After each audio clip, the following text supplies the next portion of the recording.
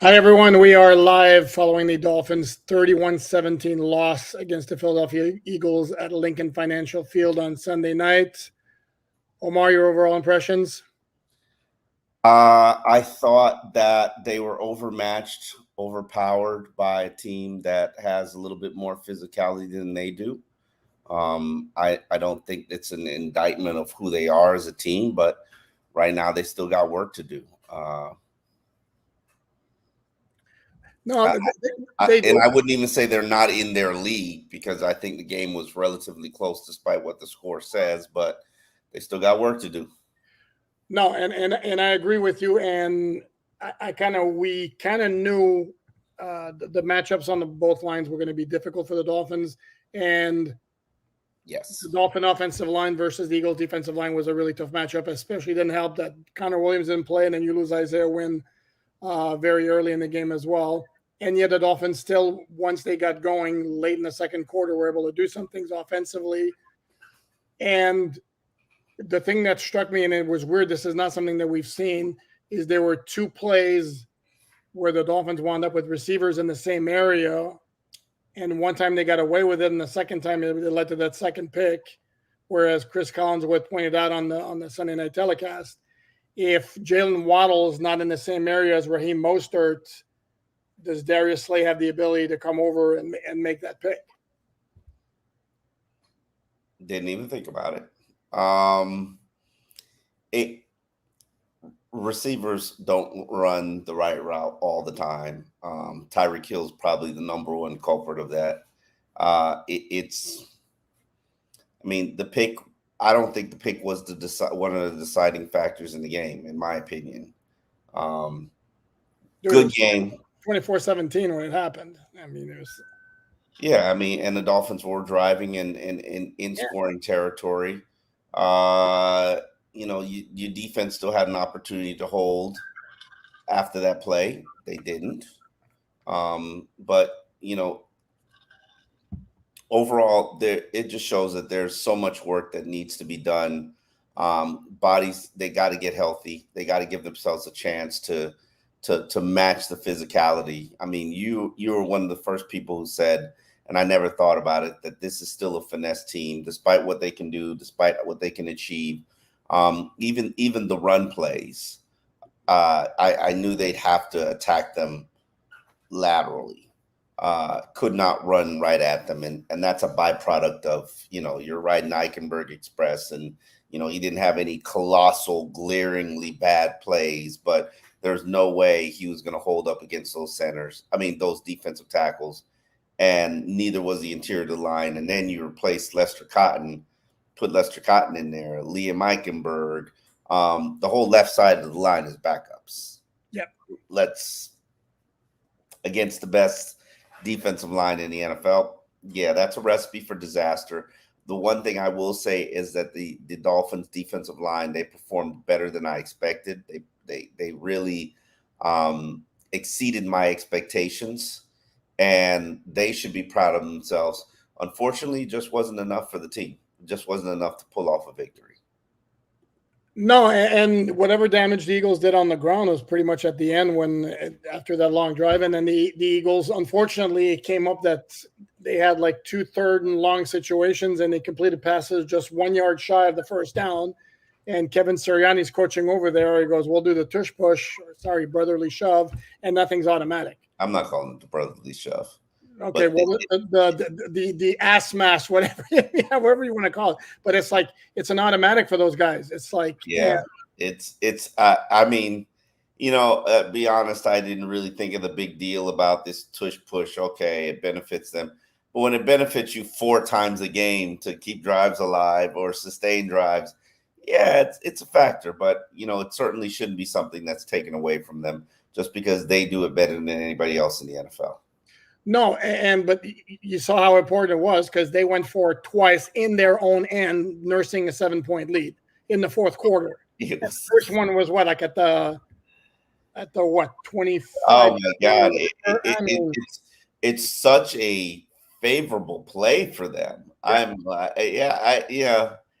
I heard a lot about it. I've seen it, but I guess because I've never sat there and watched a whole Eagles game, I didn't see how it could drastically benefit you in a contest.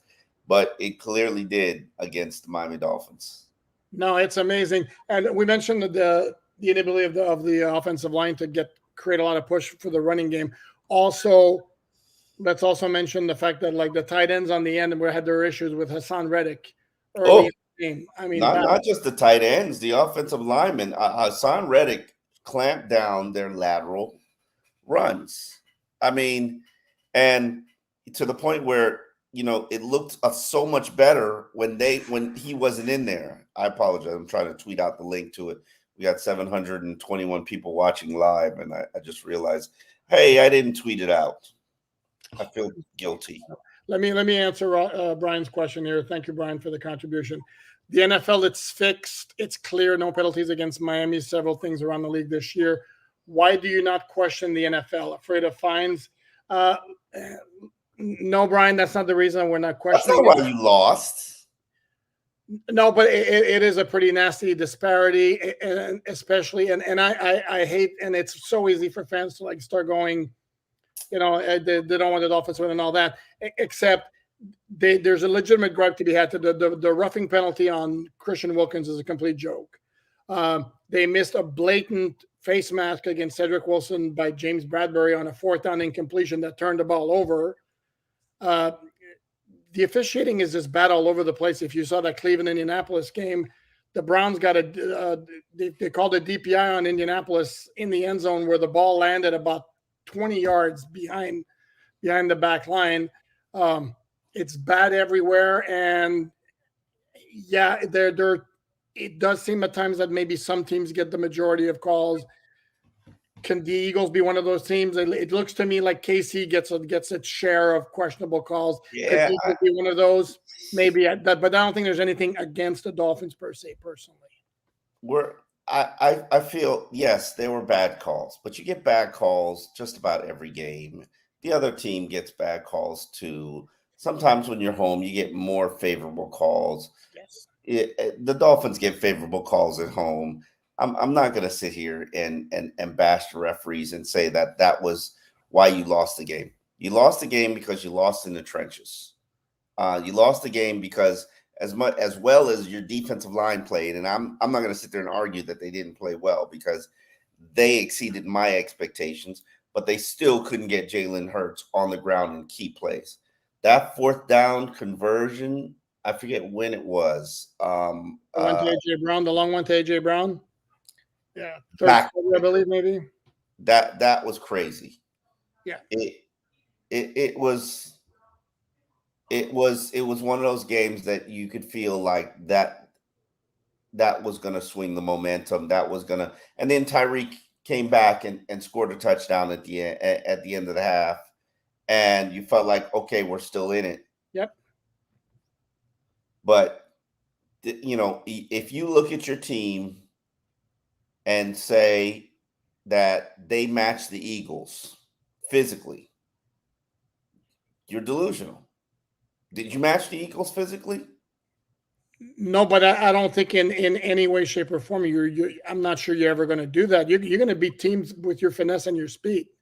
And I mean, weren't you the best running team in the NFL?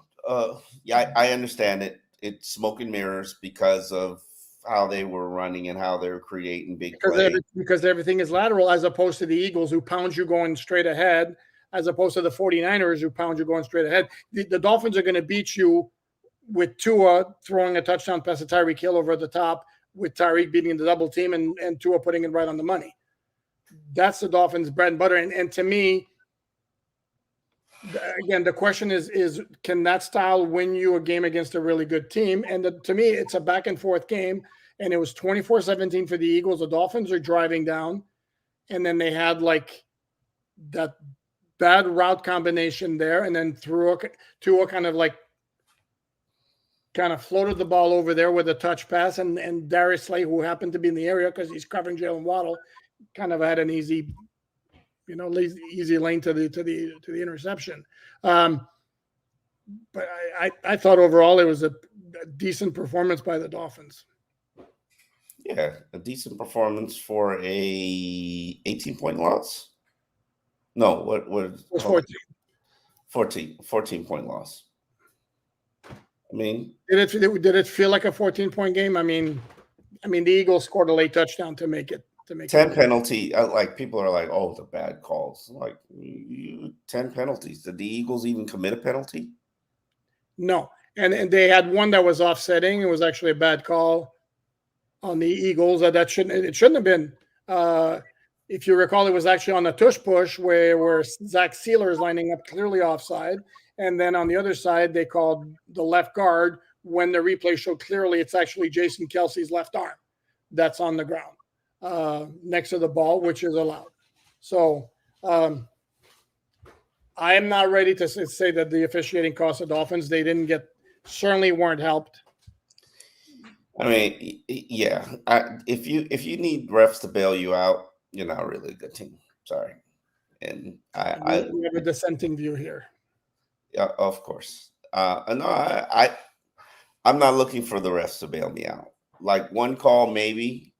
The Cedric Wilson call, I get you that. You deserve that. You truly did deserve that. Probably could have made the game a little closer. You still weren't going to win. You still took an L in the trenches. Like, and I believe football is won and lost in the trenches. Physically, you were outmatched. You were pushed around, not to the degree that you were against Buffalo, but you were outmatched. You were sloppy, and you basically didn't take care of the football. And by they, I mean obviously 2 or 3 interceptions. You couldn't run the ball when you wanted to. And one pick, yeah, I think you said interceptions. Yeah, they didn't have another turnover, did they? No fumbles. No, and they won the turnover battle. Actually, they got 2 of them. Yeah, first time, right? Elvis, I'm tired of being a loser. The depth on this team is paper thin. But is it really though? I mean, if you I'm good. You lose 3 offensive linemen, and you want to talk about paper thin. Look at the 3 offensive linemen the Dolphins put out there: Kendall Lamb, Lester Cotton, and Liam Eichenberg, and then compare that to what the Giants put out there when they played the Dolphins. I think the depth there is better. Yeah, I'm not going to complain about the depth, even though I complained about depth all training camp and still think it and thought it was an issue. They've made do. I mean, even being out there with Perry Nickerson, like, why I don't know, but hey, props to him. You can't lose frontline players and expect there to not be a drop off. That just doesn't. Yeah, not realistic. I didn't like. Obviously, I didn't like the fact that Cam Smith didn't play. I mean, Eli Apple looked like he was getting picked on all game. Like, it looked like the Eagles were attacking him, and at that point, and I know putting a rookie out there is probably not going to help the situation, but like for Cam Smith to be on the sidelines, getting talked up by Jalen Ramsey, like how much does this guy have to do in order to be on the field when your cornerback play is trash, like trash? Like what is he? There also were a couple of plays where he looked like, to me, he was like tasked with covering Dallas Goedert on crossing route. Yeah. I mean, that's a tough assignment. No. Those are all tough assignments, but they play zone. They play zone and like concepts, and it's not like a linebacker is going to pick up Goedert in that area. So I understand it. They were all a tough assignment. Like the whole Eagles are a very good team. Tell me where their weakness is. What is their weakness? A slot receiver? They're sloppy. They turn the ball over. They did blitz quite a bit, actually. In fact, that's how the Dolphins got the pick 6 with Cater on the nice blitz there. David Long came in a couple of the play call. I don't have an issue with personnel utilization. I still got issues. What's funny? No. I'm sorry. I'm just looking. Can you see on the screen? The whole B1. I feel hollow and empty inside. Hold me. That's funny. No, they're still 5-2. This was an NFC game. They didn't get Mollywopped. blown out or Lick your wounds, man. You just played with a team that'll probably be in the Super Bowl. You kind of shot yourself in the foot. 10 penalties. You didn't have 3 of your best offensive linemen out there on the field. And truthfully speaking, I couldn't tell you a worse matchup. And I said it on the pregame show. I'm like, there's no way Dolphins win. Like, their strengths directly contrasted your weaknesses. Like, that's a recipe for ass whooping. Like, I don't know. However, I've been doing this for a long time. When their strengths link up to your weaknesses, like, what you go like what are you gonna do? You're gonna play these lateral games, and then Hassan Reddick was like, no, you're not. Like, they clearly knew what you planned on doing. Like, they knew you couldn't block their zero technique tackles, and they were like, "Oh, they're gonna run laterally," and they're like, "No, you're not." And but they got things going in the second half with the running game a little bit. I mean, Mostert had -7 yards in the first half. I mean, holy moly! Yeah, they schemed it up, and I'd love to hear what McDaniel has to say about those runs, but it is what it is. They schemed it up properly and protected it and changed the course of how they were doing things. Ultimately, it wasn't enough. Like, I was a little disappointed with Jeff Wilson. I thought that I could have expected more from him in his first game back. How many snaps did he get, dude? Jesus. Yeah, but I thought we would probably be done with seeing Savon Ahmed, but I guess not. Like, Savon Ahmed is still the third down back. No, and he's not producing. And again, for all of us are going to get on our case, and rightfully so at this point, because he's not Devon Achane. Nope. But again, he looked very, very good in training camp in the preseason. We were there for every practice, and the dude looked good. It's just not translating right. This is not what I expected, not what I saw, and it's not good enough. And I expected Jeff Wilson to be in there and Raheem Mostert to take all of those Savon Ahmed roles. That just wasn't the case. But hey, you take these losses, you lick your wounds, you learn from your lesson. Maybe this is a loss that is a catalyst for your season. The one thing I can tell you that I really realized from this game is Miami's offense does not travel, and in hostile environments where crowd noise is a factor. Chargers, LA, okay, that's practically a home game. Yeah, exactly. But in a hostile environment, we've seen in 2 times they've been in a hostile environment, it doesn't travel. They can't do their same gadget stuff and speed releases and ridiculous motions. It just doesn't work. Now, maybe it could work with Connor Williams. Maybe, I don't know, but it ain't working right now. Well, it's actually the third time, because if you may, the New England game also, and it was a game where, I mean, the numbers weren't. They didn't get 400 yards. I thought they did well. I didn't see that many communication, and I agree with you. New England is a hostile environment, hostile territory. They still won that game, but then they won a game against a team that a lot of people don't think is very good, even though they just beat the Buffalo Bills. As I say, anybody could get it on Sunday. Correct, and then the Bills right now are really struggling. But the point I was making is that even in New England they won, but they scored 24 points, which is low for the Dolphins this year, and they scored 7 points in the second half, and they didn't get 400 yards, which again is low for what the Dolphins are averaging. I mean, it is. Yeah, I mean, but maybe their stats are boosted by the fact that they're at home and they got crowd noise and they can communicate, and teams wilt in the third quarter. Which there's nothing wrong with that. You got 8 or 9, 8. What is it? 8 home games this year? 9? Nine home games this year. Ooh, look at that. That's a good opportunity to build yourself a good sustainable record. Here, I was saying this on the pregame show all day. It's a bad matchup. Yes, but probably the worst matchup you'll have all season. I don't see anybody else as this bad of a matchup. San Francisco would be, but they're not on the schedule. It's the same type of matchup. Yes. Not only is it a bad matchup for you, but Kansas City is probably going to be another bad matchup for you. Now, let's just say you take care of your business and you win every game except for the Eagles, the Chiefs, and let's just say Baltimore, because we know Baltimore plays a physical brand of football. They beat you. Okay. That's that's 4 losses for the season.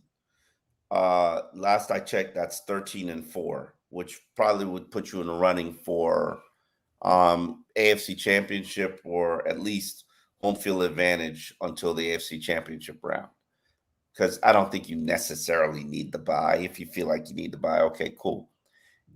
Yes, just because you can't beat the Philadelphia Eagles and the Kansas City Chiefs, are you turning your nose up at a 13-4 record?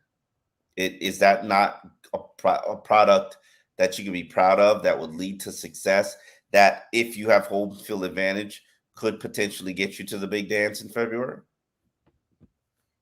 Yeah, if you put it like that, yeah, you're assuming they take care of business against every team that they will be. I mean, yeah, and there's a chance one will slip through the cracks. No, correct. I mean, I certainly wouldn't hit the panic button because they got beat against the Eagles, a team, again, like you mentioned, that against which they do not match up particularly well. And again, it was, even though the numbers offensively are not very good, they were still down 24-17, driving until the pick, and then the Eagles did one of those demoralizing drives against you, like 6.5 minutes, 2 4th-and-1 conversions, and then eventually wound up scoring the touchdown to put the game away. But they gave themselves a chance to win. That 17-3, it was looking ugly. It was like, that's like a I don't want to say spirit crushing loss, but we were headed for a humbling loss, like another Buffalo.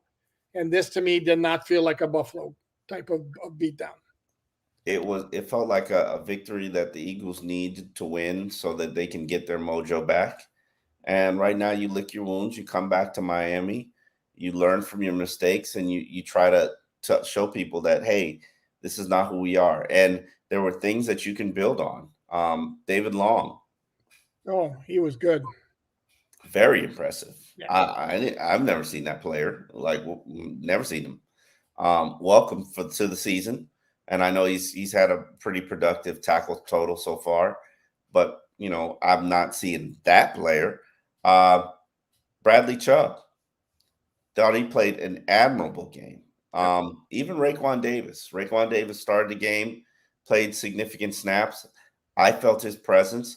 And, Christian Wilkins, except for the penalty situations, I felt his presence in the backfield. And they were physical. I think the Eagles had 99 rushing yards. So that's another opponent you felt under 100, which 2.9. And that you're talking about just about one of the best rushing teams in the NFL. Yeah, I mean, you could be proud. You can hold your head up on that one. You can hold your head up high on that one. We saw what's his name, Jerome Baker, make arguably, and I want to get your take on that because I know you're like a historian. Is that the best play in Jerome Baker's career? Which one, the pick six? Yeah, I know he's got another pick six against the Jets. Yes, he does. And then everybody says the 30-yard sack against. Where he shakes down. That's the best play of his career. Because this one today, dude, if we're going to be honest about it, Cater made the play. I mean, it's Cater who got and it. I will give Baker props for quick reaction. Bro, that ball's like, well, right? Yeah. Dude, if we're going to be honest about it, and I'm going to duck after I say this, he showed better hands tonight than Tyreek. I mean, Tyreek had a rough game with the hands because there should be no Tyreek slander here. No. I mean, he basically dropped a touchdown. Yeah. And then and another one that he could have. And he scored a touchdown and got called back because Lester Cotton was holding a far star. I can't remember. No, that was a hold where they did a twist up front, and Lester Cotton reached back and put his arm around his neck like this. Josh Sweat, I think it was. And that's one of those. You do that. And it would also, with the open field, even if you don't slow him down the second the ref from behind is going to see you with your arm around the guy's neck, the flag's coming out. I'm not riding with any Tyreek slander. I mean, man moves that fast. He probably got an IV in the blue tent. Like, what you want him to do? Like, well, we can acknowledge the fact that he dropped a perfectly thrown ball that should have been a touchdown. And that was right before the fourth down incompletion where they missed a face mask on Cedric Wilson, which also was right before the Jerome Baker pick six. So if Tyreek scores, there's no fourth down incompletion. Is there a pick six? Who knows? But anyway, Gage, thank you very much for the contribution. Defensive front seven impressed me this game. X and Ramsey are going to make this defense shine. And if Tua stays healthy with that defense, the emojis are, I can't tell the emojis. Well, we don't read emojis. We're too old for that. Yeah. It's shedding a tear. The other one like pumped up or determined or something. Yeah, man. New rule. We don't read emojis.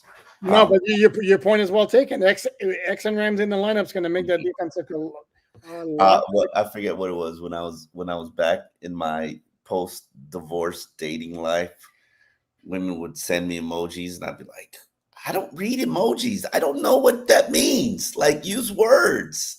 Anyway, it's like they'd also want to FaceTime you. Like, what? But I've gotten used to that now. It's been a long time. But yeah, but going back to I have to get back into football mode. Yeah, no, I do think there's reason for optimism for this defense. Yeah, without question. I want to get your take on X not playing. This is something we thought might happen early, and then we get later in the week. X like, I'm playing, and Mike McDaniel's like, no, you're not. Yeah. no, you're not. And what's sad is I saw some fans, including Houts, basically like taking a dump on X, like, how dare you like let us down by not playing in this matchup? You scared? Like, I'm like, yeah, I'm sure that's what it is. Come on, like, are you serious? Like, are you serious? This probably will cause a rift between Xavier and McDaniel because, like, and no, there'll be no rift because I'm sure Mike. I think we know Mike's a smart guy. He relates well to players, and he's going to convince and make sure that X understands. Listen, I need you in December and January, hopefully February, way more than I need you on October 22nd. And that was like, again, he plays tonight. He makes a pick. They still lose. He aggravates the groin. He's out for 4 weeks. What does that accomplish? Yeah, I mean, there was no point in. My thought was, I mean, do you have a better chance against AJ Brown? Not that they're going to shadow him, and the Eagles were clearly putting AJ Brown against. No, let me correct it. The Eagles were clearly attacking Eli Apple, like that was the game plan. As I think the Dolphins make game plans on attacking weak cornerbacks as well. So, like, I have more of an issue with not playing Cam Smith at all, except for special teams, than I have with X sitting, because sitting X and sitting Connor was the right thing to do if you're thinking about February, which they are.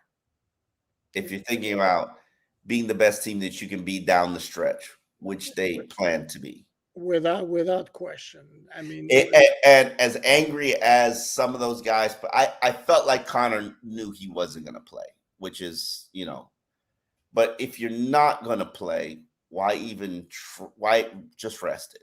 Just sit. And he's out there before the game, and I'm sure he's testing it out and trying to see and running and things of that nature. That's great, but you probably already knew you weren't going to play. So, and I'm thinking to myself, like, why would you challenge the groin? Maybe you need to warm it up, man. Challenge the groin. I like that. That's a slogan. That's a great slogan. Challenge the groin. Can we talk about Sanity here? Can we talk about the lack of effort? Thank you, Sanity. About the lack of effort Apple and Baker consistently show out on the field. I would rather see Cam Smith go full speed and make mistakes. I'm not buying the Baker I'm not buying the lack of effort. I did see a play from Eli Apple early in the game and I believe it was to Goddard, and I'm like, why are you not running? Like, and Goddard's like running downfield. Eli Apple's like, y'all get it, and I was like, what? I did see, I did see it, and I think that probably shapes my Eli Apple opinion. He's just a guy. If you're out there, if you're out there and you're playing somebody who's just a guy, why not play the young player? Again, because you're scared of the rookie mistakes.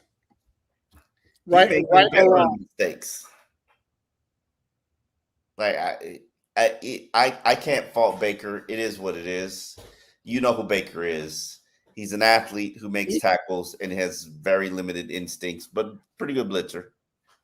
He gives effort. I don't buy for a millisecond that Baker does not give effort.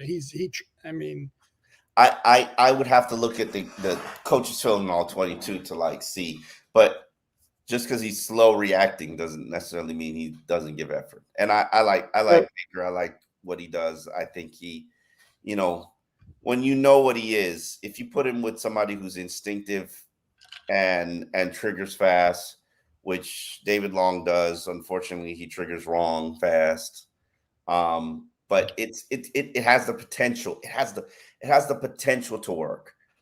The problem is I just don't think it's there yet in terms of comfort, familiarity with Fangio's defense. But tell you the truth, what I saw against the Eagles, that gives me hope. Like, it wasn't good, but it gives me hope because they were in the backfield. They stopped the run. They even though they had to be careful with rush integrity, they were harassing Jalen Hurts. Okay, Goddard got him. Somebody say I say his name wrong. Goddard. Sorry, Goddard. Goddard got him. Okay, you can't cover a tight end. It is what it is. This is who you are as a defense. And Brown got off. Well, Brown's gonna get off because every elite receiver is gonna get off on this defense right now. Well, it's not like he hadn't done against other teams also. Holy crap. And if you look, here's the thing though, if you look like one of his biggest plays, the 42-yard play, that's a broken play. Parry Nickerson's covering him. Is he expected to cover him for 10 seconds while Hurts is running away from Bradley Chubb? No. There's another one that's kind of a jump ball where the Dolphins actually had good coverage. The play where Hurts threw the ball right as he was about to get tattooed by Van Ginkel, throws the ball up in the air, and Brown just made the play on the ball against the DB. And again, in a couple of weeks, those DBs are going to be X and Jalen Ramsey. That's going to be a lot different. Shall we address Richard? Richard is over here. Thanks, Richard. Hey, guys, we're a good team, not a great team. Do you think there's enough time to improve in order to get over the hump? Yeah. It will automatically improve once you get the guys back. Improvement starts with Teron Armstead, Devon Achane. I can't even remember who else. Jalen Ramsey. Those are 3 of your top 10 players on your team who are coming back. Chase Claypool learning the offense. You saw him a little bit in there. Did you see him? Did you see him blocking? I did see him. Not a ton, but I did see him. The vending machine was blocking. He made the first tackle on the opening kickoff. Nick Needham's right away. Who? Nick Needham. How quickly you forget Nick Needham? Maybe is he though? Maybe. He's coming back. Okay. You're gonna put some respect on Superstar's name. Okay. And he's coming back. When Javon Holland went down, you were like, oh, Brandon Jones? Like, no. You don't want Brandon Jones. You need Nick Needham. So you like Nick Needham better at safety than Brandon Jones, even though he's never played it? He's played safety in the game. Oh, has he now? Yes, he has. Where was I when that happened? I was shocked that you don't know this. Where was I when that happened? There was a game Javon Holland went down or had COVID. I can't remember what it was. It was his rookie season, and Nick Needham went there back in there for safety during the Brian Flores era. I am shocked and disappointed in you. Tisk, tisk, tisk. Let me bow my head in shame. you knelt down and you disappeared into the light. I did. Bet down. No, I don't remember that. Yeah, it was. Yeah, I don't know. I see Nick Needham as a Jag. I'm sorry. I don't. To me, he's just a guy. Sorry, dude. You see Brandon Jones as just a guy. Am I wrong? Yeah. Okay. No, you're not wrong. Yeah. I see Nick Needham the same way. I don't think he's a difference maker in the least. Matthew, thank you very much. Missing 3 of your top 15 players still were in it, even playing against the worst officiating I have ever seen in 20 years watching football. Come on, that wasn't the worst. Hold on, cannot fault anyone in particular. Just wish the refs gave us a fair chance to win. You're playing on the road. Like, what did you expect? Did you expect it? You're gonna get screwed like 3 calls on the road. Like, you're not gonna get favorable calls on the road. Come on. Like, you guys have been football fans for a long time. You know what the game is. I think there are teams around the NFL who have bigger, more legitimate gripes than the Dolphins today, including the Colts and including the Rams, who got completely jacked on a 4th down spot that clinched the win for the Steelers. And because of the wonderful aspects of instant replay, they couldn't challenge because they were out of timeouts. And it was an instant replay hater. I despise instant replay. And because it was outside of 2 minutes, they couldn't review it. I love it. Get the call right.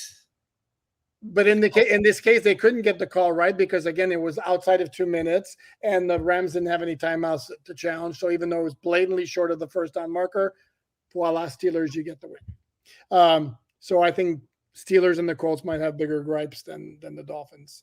I don't think it's even though they didn't get any calls, I think it's a little too simplistic to say they lost because they officiated. Even if they did get calls, it wouldn't have made a difference. No disrespect to true Dolphin fans who believe. Go ahead. No, correct. Because again, they got to pick 6, 2 plays right after the missed the face mask on 4th down. Are we certain that it would develop the same way, and that we still got in the pick 6 in addition to maybe scoring on that drive? So you can't. Who knows how the game would have gone? Man, these fans are NFL is rigged. That's how you know fans can't really see things from an objective standpoint. Yes, you got screwed on a couple of bad calls. You did, absolutely no argument there. Yep. Reality is, and I'll just tell this between me and you, really wouldn't have made a difference. Really wouldn't have. Yeah, and pretty much every team gets screwed at one point or another. Every team gets screwed. Like, you don't think the Giants and the Giants and the Panthers felt like they got screwed in South Florida by some home cooking? You always get a little home cooking at home. Dude, I'll give you one. Raheem Mostert got fined for a play in the Denver game. If you remember the play, he caught a swing pass on like 2nd and 15. He put his hand on the defender's helmet, face mask. The helmet came off. They never flagged anything, but it was flagrant enough that Raheem got fined for it. And it wound up being like a 5-yard gain instead of being a 15-yard penalty that would have made it like 2nd and 31. And this was at a time when the game was 14-7. Okay, outside QB. Look. What? Dolphins are frauds. We see you. We said it. Okay. Please stop putting it in the chat. It's hard for me to monitor what other people are talking about if all I see is Dolphins are frauds. Okay, they're frauds. Like, all right, cool. They're still probably going to win 13 games as frauds. They're this year's even if they win 12. I don't know if I'm going to go back to Marino over here. Yeah, even if they win 12, I don't think that would classify them as frauds. Can we wait a little? They're 5-2 last I checked. So can we wait a little bit on that? Marino Castillo, thank you very much. I've been a Tua supporter since they drafted him, but I think today he didn't show up when the team most needed him. He threw an interception with the game on the line. I'm not sure I buy that. He did throw a pick, but I buy that. He threw an interception with the game on line. If Herbert had done that, I'd be mocking the shit out of him. Like that's the reality of it. okay, and what I would do, as I'm going to do in this particular case, is I would apply nuance and look at the circumstances of the play where Two receivers probably weren't supposed to be in the same area. correct. It was a bad play design, or somebody messed up the route or something, and then Tua put too much air on the ball where it allowed Slay to come over and get it. Darius Slay's a bad boy, man. Correct. But it was an ugly play all around that I'm not necessarily I'm going straight to Tua. That's on you. Okay, that's fair. I actually thought he played a solid game. He was okay. That wasn't the performance that Dolphin fans who want to be viewed as legit and real and not viewed as pretenders but more contenders. An 87.5 passer rating, that's Tannehill-esque. Ain't gonna do it for me. And no, but again, if you're gonna go, this is where stats lie. Did he look to you like a guy who played like an 87.5? Yeah. Really? See, I thought he played better than that. Nah. Okay. Nah. Okay. I'm not gonna give him a pass on that. You're playing your old college teammate, your rival, big stakes game. If you had played like Jalen Hurts, I'd have gave him some props. He didn't. He didn't. And like you got to do more. Your team needs more. Jalen Hurts contributed 300 total yards, 21 rushing, 2 touchdowns, 3 touchdowns, 1 rushing, 2 passing. Understood. Okay. 109.5 passer rating.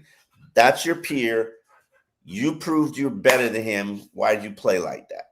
Why did you shrink in those moments where your team needed you? Why'd you pull a Justin Herbert? Can't do it. Can't do it. Can't. How is it shrinking when he had 9 incompletions? Okay. Game is on the line. What did you do? Hold on. He had 9 incompletions. 2 of those, one of those was a pure Tyreek drop. Another one was a pass that went right through Tyreek's hands that probably should have caught. Another one is the non-called face mask on Cedric Wilson. Okay, cool. That leaves 6. No, and then the one was a interception to Darius Slay, who your receivers probably ran the wrong route, and you put it in a place where somebody was supposed to be. But hey, because again, game on the line, it's scoring territory. You threw the pick 6. I mean, you threw the interception. But you do realize that not every interception is purely on the quarterback, right? I know that most interceptions aren't on the quarterback. Okay. But whose responsibility is it? It's yours. Own it. Protect the football. And so like the Jalen Hurts pick 6, that's Jalen Hurts' fault. The one that put into the arms of Jerome, or is that a fluke, and then it's a byproduct of a good defensive play? Byproduct of a good defense. Okay, so thank you for proving my point. It's not always just strictly on the quarterback. Game on the line, Jalen Hurts delivers that play just like he lost the game against the Eagles. I mean, lost the game against the Jets last week. It's on you, brother. It's on you. Because that was a pure staring down the guy laid with the throw into the arms of the defense. That was and his other two were flukish plays. Correct. And they go on the quarterback. It could be go on the quarterback. But that's not right. If you go like you could throw, because again, we talk about throwing to spots. You throw to the spot and the receiver runs the wrong route and you wind up throwing it right to the cornerback. That's on the quarterback. In the eyes of NFL fans, yes. Okay, but you and I we're supposed to be not more knowledgeable than that, or maybe we're not. It's you threw an interception, and your unit wasn't. He who has the $50 million contract, heavy is the head that wears the crown, brother. And I'm pretty sure we're not watching the press conference right now. I'm pretty sure Tua is lashing himself. Of course, because that's what he does. But yes, again, to me, since I have kept mentioning that the Dolphins offense, when it's been producing high, is because everything is working well together and all that. Yes, everything wasn't working well together today. Correct, and it But wasn't. and you're right. He kept it. He kept things afloat. He kept things afloat. But Not his fault. Mostert had -7 yards rushing at the half. While you look at that as, oh, he deserves props for that and praise for that, I look at that as the expectation. And if you want to be a big dog, you got to play like a big dog in these big games and these big moments. And we haven't seen that yet. We will, but we haven't seen it yet. And it's a little disappointing to see him not show up. What's your letter grade on his performance tonight? Probably a C. No disrespect to, he didn't have Waddle for a big stretch. Tyreek, I'm sure, was cramping. The offensive line was mush mouth, but like execution wasn't sharp.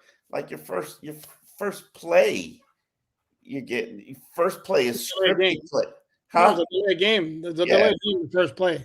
First play, you knew what you were doing for 48 hours. Like you were walking on the field, you knew what you were doing for 48 hours. Like, is that on them or is that on McDaniel? Is that on Liam? I mean, the whole operation was. You know who the operation is on? It's on Tua.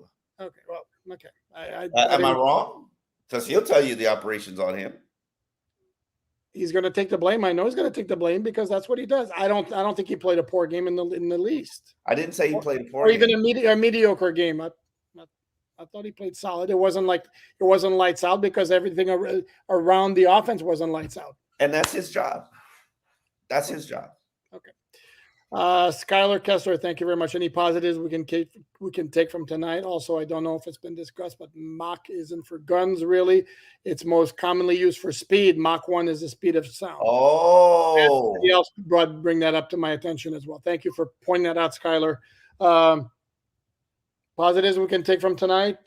Yeah, we went over it a little bit earlier. They had a chance to win in the fourth quarter. They came back from 17-3 at a time when, like, that 30-yard completion to Cedric Wilson right before the half was completely huge because they were on the verge or seemingly headed toward getting blown out, and that kind of like slowed that down and actually got them back to eventually 17-17.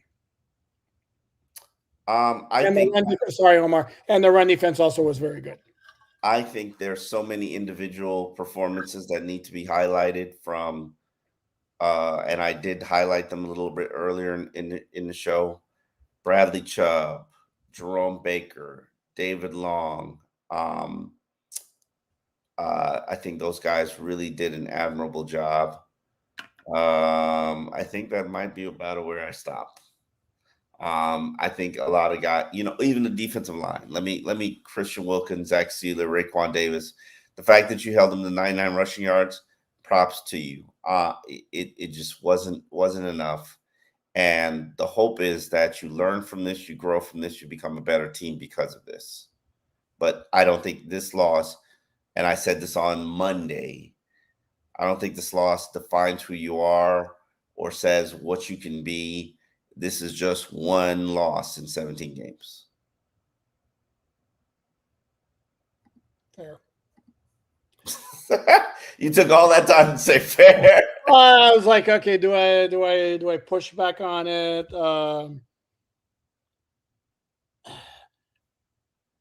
At some point, especially if they want to get where they want to get, they're going to have to match up physically. And then again, it's a team. 49ers, Baltimore, Steelers. 49ers, Baltimore, Steelers. Eagles. I don't know about the Chiefs. I have to look at. I have seen them 16,000 times on TV already, but I haven't really looked at them. So they're more finesse offensively than they would be power. And actually, the Steelers are just a bad offensive team that somehow always makes big plays on defense. It's because it's called coaching. Correct. because I look at I've watched him play a couple of times, and how that team is 4-2 is beyond me. I don't know how you have all this time to watch all these games. Where are you watching? I red zone it if there's a game I have a particular interest in. The NFL Plus replays are 40 minutes. You can watch every play of a game. Yes, the fact that you said red zone. Okay, so you're watching red zone. Okay, I'm like, Jesus Christ, how many games are you watching Absolutely. On Sunday? I can honestly confess I've never seen red zone. Not a single day in my life. Best thing ever. It's completely amazing. Never seen it. Okay. Go ahead. Omar was right. DJ Galaga said, "Thank you very much." Body bag game. Not really. No, because Omar said there would be people lost for the entire season, so I don't think we're there. Unless, yeah. Let's hope nothing is wrong with Isaiah Wynn. He's a very instrumental piece of what they were doing. Lester Cotton, as you saw, was drowning in over his head. Yeah, it didn't look and for those who were wondering, why didn't Robert Jones play? Well, Robert Jones, we spend all week watching Robert Jones limp around. So the fact that he's active for games shocks the world out of me. But yeah, like that guy, props to him for contributing and being on the active roster. But he's limping all day long. So I don't know if they trust him to be out there to play. No, the thing that was weird with Isaiah Wynn too is they announced his injury as quad, and if you look at the replay, yeah, it looked like Kendall Lamb stepped on his foot after he got pushed down to the ground by Jalen Carter, who is a dude. We had said that before. He is a dude. Man, don't be disrespectful to my homie. Who? Jordan Davis. Bro, I like Jordan Davis. No, I do too. But you give him to me right now. I'll give you a first round pick. Give him to me right now. Ooh. Jordan Davis. I give you first. If Chris Greer wants to improve this team, Jordan Davis can improve this team. Well, the Eagles ain't trading him. Right? I'm just saying. The Eagles I mean that player. No, dude, he's good too. I mean, Fletcher Cox is good. Josh Sweat is good. Hassan Reddick is good. Milton Williams is a solid backup. Jalen Carter's a dude. I mean, it never ends. Mm-hmm. CM Punk, what's happening, baby? I love that wrestling picture. I go back. Was that one of those? Yeah, I go. He's a pro wrestler. Oh, okay. Can't remember what level of wrestling he did, but I love his wrestling picks. Nice. If Isaiah Wynn is out for a while, we are in trouble. Depends how soon Robert Jones can get healthy. Robert Jones is a nice, solid player. Yeah, I don't know if Robert Jones is getting healthy soon. So Connor Williams comes back. Maybe Isaiah. Maybe you ride the Eichenberg Express at left guard. Like it's. Yeah, depth wise, Chasen Hines, baby. Chasen Hines, baby. Oh, okay. I haven't seen that dude. He's a practice squad dude. I'm kidding. Sorry. Yeah. I'm playing. I mean, they made it through last year with like guys claimed off the waiver wire, so maybe. No, correct. And again, I like you saw Robert Jones at practice last week, and I was like, "Ooh, okay." Yeah, I think at some point he'd be able to be in the lineup. Otherwise, why? I mean, other guys. Remember Elijah Campbell and Justin Bethel were playing limping around. So, like Justin Bethel was limping around when he produced game-winning plays against the Chargers. So. Yeah, it's weird. Yeah. Finn for life, you make a good point, and thank you very much. We were down 24-17 with the ball in the fourth quarter, playing a contender with home field advantage. That's not even mentioning our injuries or refs. You are absolutely correct, sir. Or ma'am. That's fair. I'm not saying Dolphins fans should exclude the refs from factoring in what happened in that game and the loss, because the refs, refs didn't help you. Refs could have kept you in the game. Could have. You wouldn't have won it, but they could have kept you in it. But yeah, this wasn't a bad loss. This wasn't a bad loss. It wasn't a bad game. And truthfully speaking, and I've said this all week on our podcast, I said it in QM, you're not going to win that game with those matchups. And the question is, did you want to rest two key players who could have helped you do a better job? And they chose to rest those two key players. And I don't knock them for it. It's not even choosing to rest them. It's making the decision that it's not smart to try to rush them. I'm not sure I like, all things being equal, they absolutely would have liked to have them in the lineup. I bet you the Eagles played some guys that probably shouldn't have played. And I don't know. Can't speak for the Eagles. That's correct. I didn't notice Lane Johnson limping at all at right tackle. And again, although he got beat by Jalen Phillips, apparently it was the first second given up in a long time, supposedly. So, Greg Souza, thank you. Should the Dolphins make a trade for O-line help before the deadline? I feel like our offense will never stay consistent without some better help. O-line is the epicenter, the source. It's the heartbeat. It's of what this team is doing offensively. Do I have concerns? Yes, but do I have optimism that they can continue to play at this level? I'm going to say yes. It needs to be seen, but I'm going to say yes. But keep in mind, that entire left side of that offensive line was backups. And here, Greg, here's the problem. Good offensive linemen are so hard to find around the NFL. Look at how many teams have offensive line issues. You're going to have a really, really hard time finding a good one that a team is willing to trade. We traded a bad one for, what was it, 6th-round pick? Because Dan Feeney was not good, and you got a 6th-round pick for him. So it's how desperate and thirsty these teams are. Yeah, so I would think I would pin my hopes more on guys coming back, guys staying healthy. Like, for example, when Teron Armstead comes back, you're good at left tackle. In fact, you're very good with a 1-2. When Connor Williams comes back, you're good at center. And assuming Isaiah Wynn's injury is not that severe, you're fine when he comes back. And then once Robert Jones is able to play and contribute, he's a solid player there as well. So that's going to be the recipe there. Don't hold your breath on the idea of trading for an offensive lineman who could make an impact, I should say.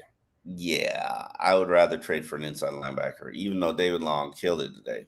He really killed it. He really did well. He did. Let's see what else we got here. Oh no, we have to go. You right there? Yeah, I'm getting tired, as you know, because I do have to wake up super early to do I'm doing Joe Rosa's show tomorrow morning, starting at 6 a.m. So that's going to be harsh. So it's going to be not quite as long as we normally go, but we'll try to get through these as many as possible. I gotta go bed. Night. And understand Joe's going to be doing the show too, and he's literally going to come from the plane.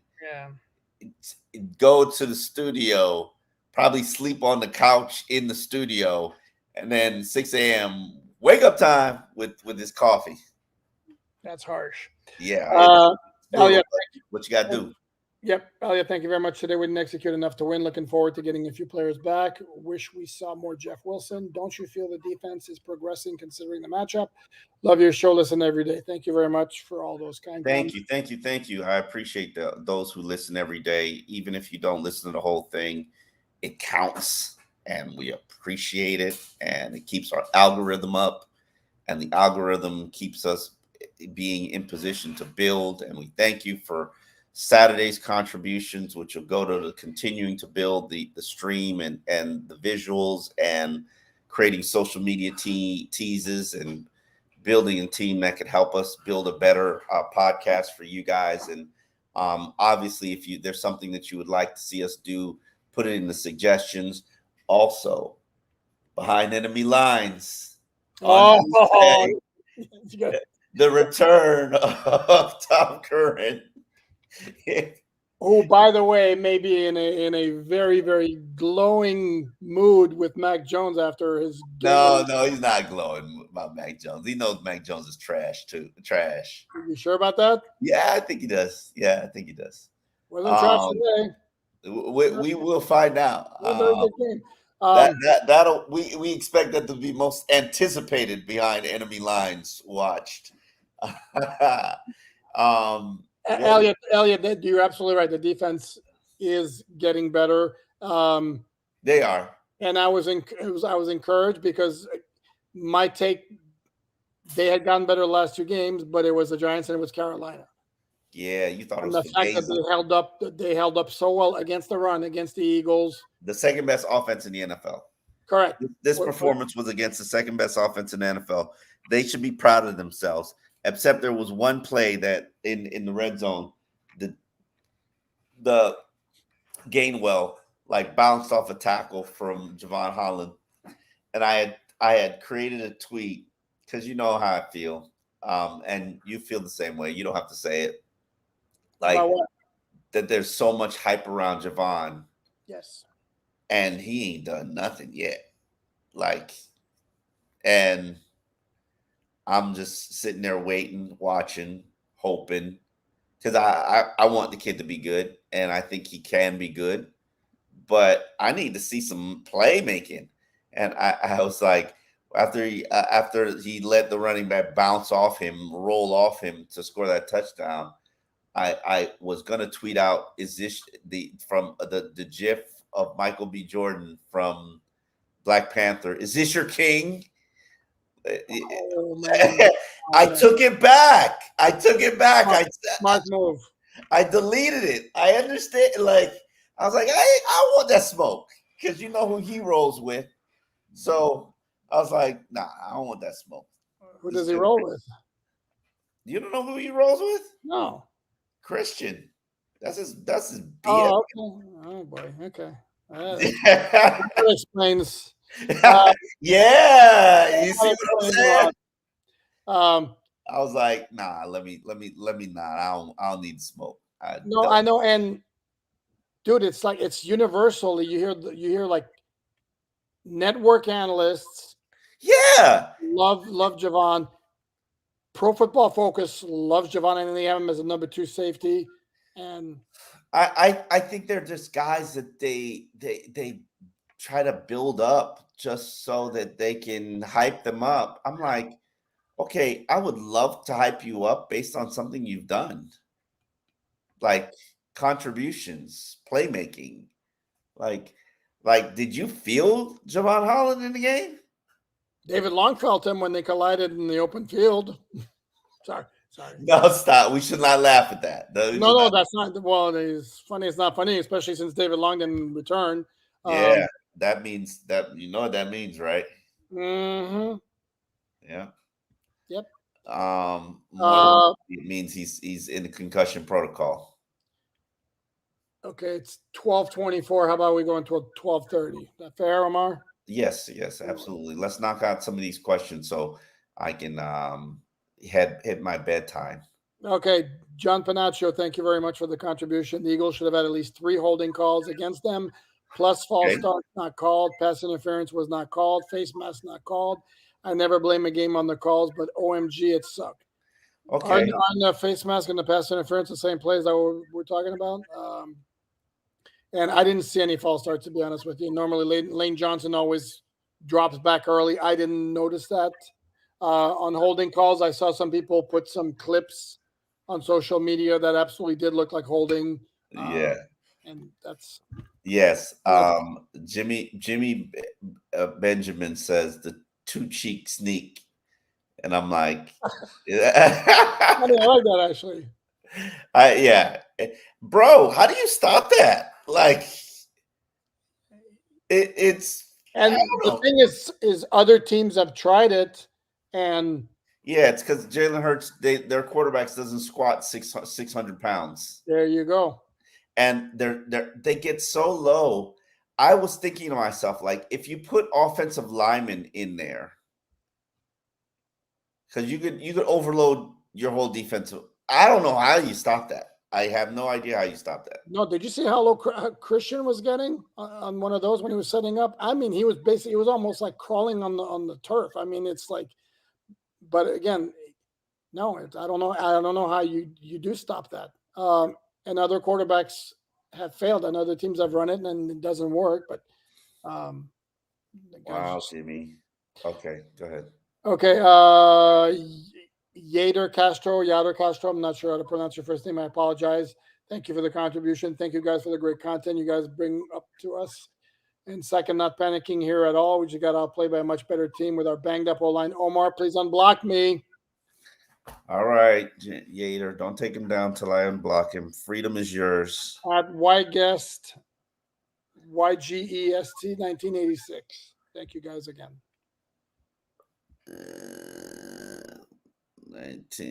1986. Yader. Okay. Yep. Now Yader, don't do anything to get blocked again, though. Yader, freedom is yours. I am not discouraged by this loss. I did not expect to be discouraged by this loss. I thought admirable performance. Wish Tua did more. I know you're and the funny thing is, Tua is just gonna. I'm gonna skirt by and they're just gonna ignore your defense of Tua, and then tomorrow they'll be waging war on you again for something you say. The second somebody throws praise and I say, well, maybe, and yeah, like, I'm a hater. I'm sorry. If I got it, the game's on the line. It's in the balance. Tuck that ball, throw it away, live to fight another day. Game was on the line and you pulled a Herbert. Can't excuse it. Can't excuse it. Mm-mm. And then at the end, when the Eagles, they got their ears pinned back. How many sacks you gonna take, brother? Like, how many sacks? And I'm not faulting him because you're working with the whole left side of nothing but backups. 14-point game with 4 minutes left at that time when he took the last 2 sacks. You could have used that 4 minutes to drive your team down the field and scored something. Lord, okay. And it was just a jailbreak sack.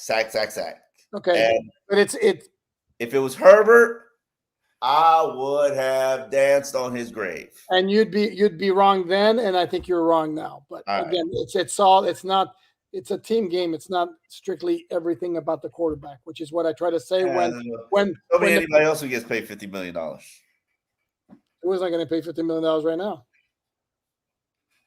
Well, Herbert is. They got a crap team. Patrick Mahomes threw for 430 yards against them today. And he got sacked 4 times because his offensive line can't protect. I mean, it's not. And he's not playing well. And he's not playing well. I'm going to tell you that right now. He's not playing well, but it's a crap team. So, and it's everybody thought they were going to make the playoffs. So I don't know how much of a crap team they could be. Because they have a defensive coach that's overseeing maybe the 32nd ranked defense. That kind of tells you right there. Maybe they don't have the right head coach to start with. So anyway, but we're not talking about maybe that's why Ronaldo Hill ran for the hills.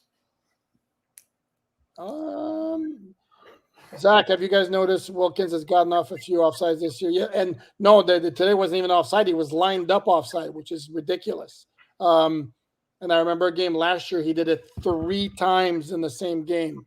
Kept getting called. He's like trying to cheat, put his hand like he's doing like even parallel with the ball. You can't do that, dude. It's like that's sloppy. That's really sloppy.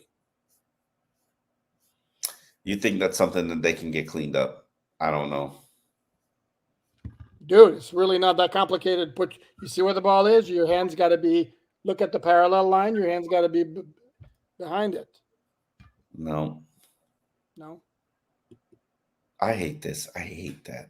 I hate smoke and mirrors against bad teams. I hate that. You don't make your schedule. You don't decide who you play. It's not like you're scheduling Bethune-Cookman or Savannah State. But Omar, that's not the point, Omar. I think the point that he's making is that they've racked up huge numbers. Their stats are skewed by huge numbers against I'm more comfortable saying their stats are skewed because they've done well, tremendously well at home after starting the season strong on the road. That, and yeah, they've lost now. The teams they beat at home are 2-5, 0-6, and 2-5. If we're going to be honest about it. All right, let's knock out some questions. Go ahead. Toby, all that being said, we had the ball down 7 at their 20. Exactly, that's what I'm saying, Tony. At the 25 and turn it over. That's what I'm saying, Tony. It was still a game. A positive was Fangio mixing it up with Bradley Chubb, and that was felt. Yeah, I agree. I saw a lot of positives from a defensive standpoint, and it makes me think that, hey, because one thing that I said this on Twitter after I had gotten in from an interesting night. I said it's very interesting to see that the offense had fully bought in and is invested and doing it whatever they can to be basically work as a unit and work as a team. And then it's very interesting that the defense is doing the exact opposite. And they've got all these trust issues and they're not necessarily buying in. They're trying to buy in, but will they really have a trust fall? And it's like a polar opposite of a team. Except, could this be like a chicken and an egg type of this thing that maybe the offense is completely buying in because the results have been great on offense, and the defense isn't totally buying in because it's been kind of meh. Yankee. I mean, it could be. Yeah, when you're it's first also a young coach that communicates well, convince them this is why we do things and this is why you should buy in. And then an old curmudgeon who basically is like, do what I tell you, do what I tell you. It works. You're not doing what I tell you. That's fair too. And I'm not a big believer that this generation's gone soft. Actually, I am. Sorry. I was lying to myself. Yes, this generation's gone soft, and this generation does not like to be coached hard at all. They don't even like to be talked to hard. They don't even like to be criticized by the media. No. So, yeah. Chris, even though the defense turned back into the bend and then break defense at the end, they actually look better than they have. Maybe there's hope yet. Did they break? Did they break though? That last drive, yeah. But I think they wore down a little bit because the Eagles had the ball for like 6 minutes straight, and there was a 2-yard run,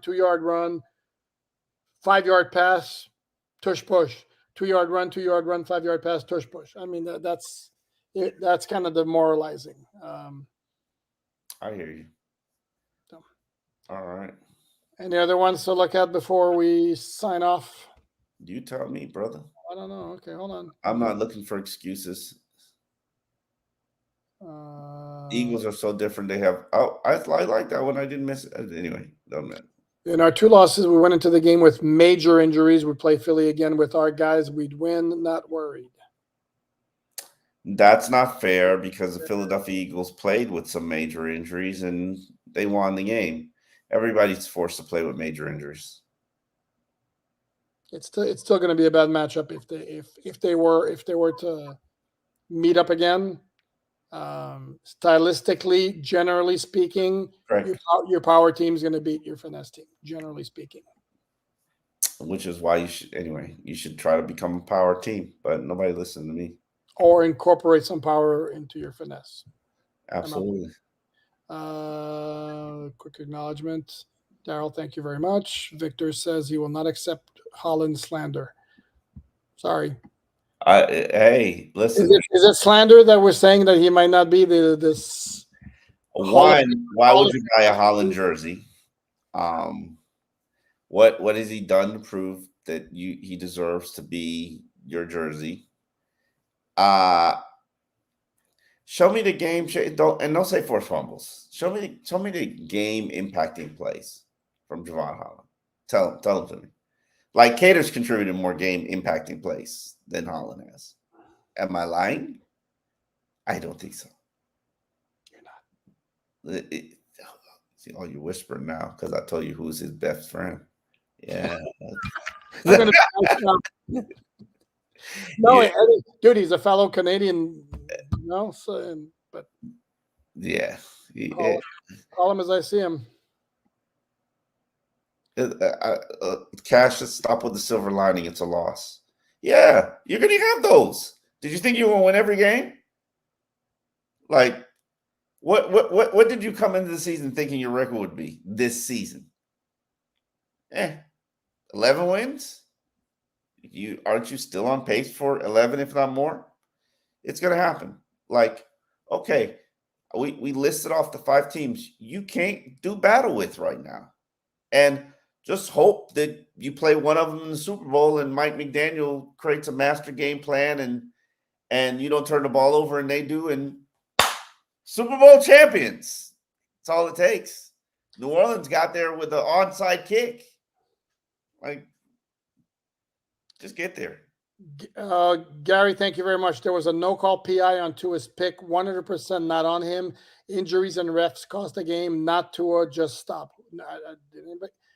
Did you say that Tua cost the game, Omar? Did you ever go that far? No, I said on this game, again, in this stage, against a guy you know you're better than, I needed you to be elite, and you weren't.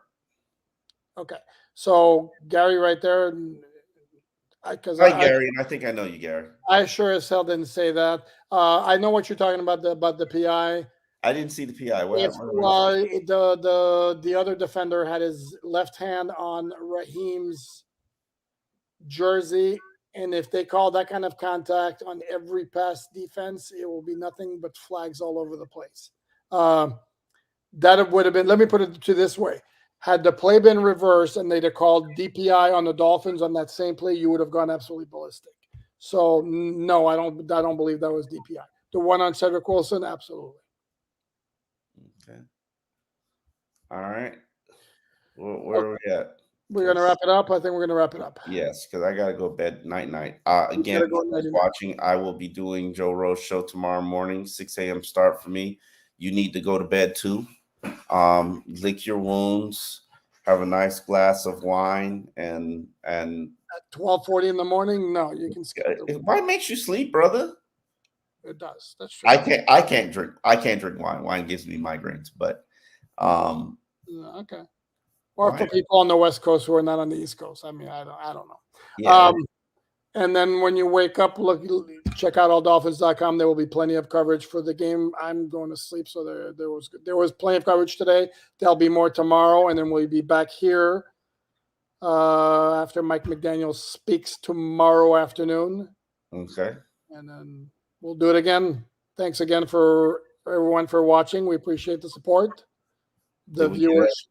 Our 2 losses, 1 in the game with major injuries. Did we do this one? Our 2 losses? Yes. Yes, we did that one. Okay. Penalties killed us. I'm trying to make sure we knocked everybody out. All right. Okay. Figuratively speaking. Yes.